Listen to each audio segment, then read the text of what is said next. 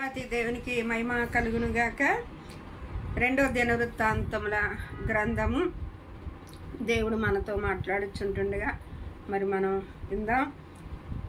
రెండో దినవృత్తాంతముల గ్రంథము 14-11 వచనములో ఆషాపు రాజు మరి ఆ దినముల్లో ఆషాపు రాజుగా ఉన్నప్పుడు గొప్ప యుద్ధములు మరి ఇశ్రాయేలు ప్రజలపైకి మరి సెలరేగినప్పుడు ఆషాపు రాజు ప్రార్థన చేస్తూ ఉన్నాడు. ఆషాపు రాజు రాజే, గొప్ప యుద్ధహీనుడే.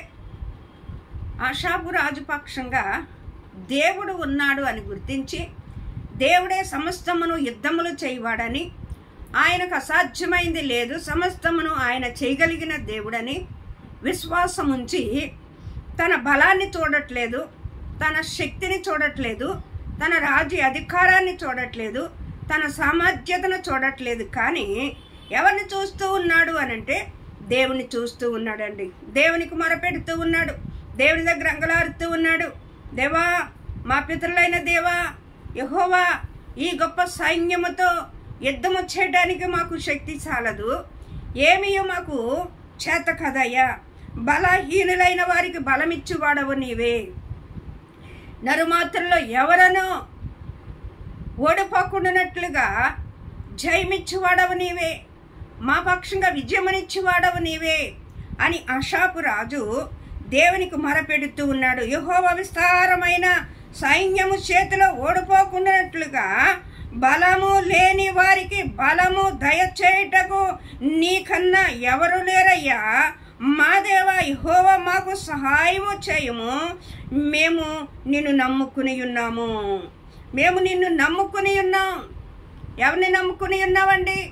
నీ బలము తక్కువైనప్పుడు, నీ విశ్వాసమును కుంటుపడిపోతూ ఉన్నప్పుడు దేవుని యందు నీ నమ్మిక ఉంచాలి. నీ బలము సరిపోయినప్పుడు దేవుని బలాన్ని కోరుకోవాలి. నువ్వు బలహీనులవే, నువ్వు బలహీను, అందరము బలహీనులమే. కానీ మన పక్షాన ఉన్న దేవుడు బలవంతుడు, మన పక్షాన ఉన్న దేవుడు శక్తిమంతుడు. ఆయన బలాభివృద్ధి కలగ చేయువాడు, బలహీనులకు బలమిచ్చువాడు ఆయనే, శక్తి లేని వారికి శక్తినిచ్చువాడు ఆయనే. ఇక్కడ అంటున్నాడు కదా, నీ నామమును బట్టి ఈ యెహోవా, మేము మా దేవుడవైన నరమాత్రులలో నీ పైన ఎవరనో జయమునందకనీయము వందనీయకము అంటున్నాడండి. ఎవరో కూడా, ఏ నరమాత్రుడు కూడా దేవుని ఎదుట జయమును అందలేడండి. దేవుడు జయమునిస్తేనే జయమును అందగలుగుతాడు. దేవుడు విజయమునిస్తేనే నరుడు విజయమును పొందగలుగుతాడు. కానీ తన సొంత శక్తి, తన సొంత ఆలోచన వలన ఏ మనుషుడు విజయమును అందడు. దేవుడు మనకి తోడై ఉండని ఎడల వాళ్ళు నన్ను ప్రాణముతో మింగివేయుదురు అంటాడు దావీదు. దావీదు పక్షాన దేవుడు ఉన్నాడు కాబట్టి దావీదుకి అన్ని విధాలుగా దేవుని హస్తము తోడుగా ఉన్నది కాబట్టి సమస్త యుద్ధములో దేవుడు దావీదుకు తోడై ఉన్నాడు. నీ కుటుంబంలో ఉన్న పోరాటాలకి దేవుడు తోడై ఉండాలి. నీ రాకపోకల యందు దేవుడు తోడై ఉండాలి. నువ్వు చేయించిన ప్రతి పనుల యందు దేవుడు తోడై ఉండాలి. నీ కుటుంబంలో సమాధానం ఉండటానికి దేవుడు తోడై ఉండాలి. ఆషాపు ఏలుబడి అంతటిలోనంటాడు యుద్ధములు ఆగిపోయినాయి అంట. ఆషాపు ఏలుబడులంతట్లో ఆ సంవత్సరములు నెమ్మది పొందినాయి అంటండి. యుద్ధములు ఆగిపోయినాయి అంట. ఎందుకు ఆగిపోయినాయి అంటే యెహోషువ ఆషాపు రాజు దేవుని వైపు చూచిన వాడుగా ఉన్నాడు, దేవునితో విజ్ఞాపన చేసి దేవునికి మొరపెట్టేవాడుగా ఉన్నాడు. నీకున్న బంధకాలు, నీకున్న ప్రతి పరిస్థితి నుండి విడిపించాలంటే దేవుని వైపుకు తిరిగి దేవుని దగ్గర బతులాడుకుని దేవుని దగ్గర మొరపెట్టినట్లయితే, అయ్యా మాకు బలము చాలదయ్యా, మాకు శక్తి చాలదయ్యా, బలహీనులకు బలమిచ్చువాడవు నీవే, మా పక్షంగా ఈ గొప్ప సైన్యముతో పోట్లాడటానికి మాకు శక్తి సాలదు, బలము సాలదు. ఈ విస్తారమైన జనముతో, ఈ విస్తారమైన సైన్యముతో మేము పోట్లాడలేము. నీవే మా పక్షంగా దిగివచ్చి మా పక్షాన విజయమునిమ్మన్నప్పుడు ప్రార్థన చేసి మౌనంగా ఊరుకున్నాడండి. దేవుడు దిగివచ్చి ఆ ఇశ్రాయేలు ప్రజల పక్షంగా ఏ గుంపులైతే వచ్చినాయో, ఏ విస్తారమైన సైన్యముగా వచ్చిన వారందరినీ దేవుడు యుద్ధము చేసి ఓడించి తరివేసినట్లుగా మనం ఇక్కడ చూస్తూ ఉన్నాం.